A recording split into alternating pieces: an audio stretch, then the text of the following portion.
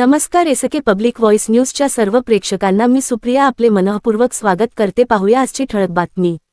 नंदुरबारच्या महिलांसाठी दिलासादायक पाऊल. धानोरा ग्रामीण रुग्णालयात देशातील पहिल्या मेनोपॉज क्लिनिकचा शुभारंभ. सविस्तर वृत्त असे की राज्याच्या आरोग्य राज्यमंत्री मेघना बोर्डीकर यांच्या संकल्पनेतून महाराष्ट्र राज्यात देशातील पहिले मेनोपॉज रजोनिवृत्ती क्लिनिक सुरू करण्यात आले असून या उपक्रमांतर्गत नंदुरबार जिल्ह्यातील पहिले विशेष मेनोपॉज क्लिनिक ग्रामीण रुग्णालय धानोरा येथे यशस्वीपणे कार्यान्वित करण्यात आले आहे.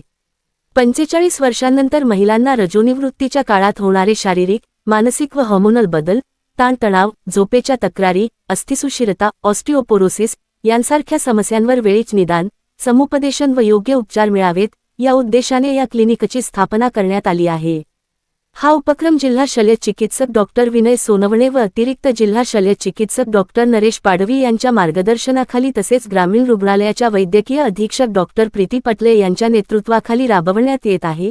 या विशेष क्लिनिकमध्ये दर बुधवारी महिलांसाठी तज्ज्ञ डॉक्टरांकडून आरोग्य तपासणी, समुपदेशन व आवश्यक उपचार सेवा उपलब्ध करून देण्यात येणार आहेत.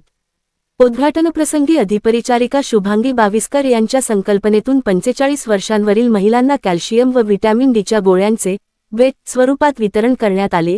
महिलांच्या आरोग्य संवर्धनाच्या दृष्टीने हा उपक्रम नंदुरबार जिल्ह्यासाठी एक महत्त्वाचा आणि मैलाचा दगड ठरणार असल्याचे मत उपस्थितांनी व्यक्त केले.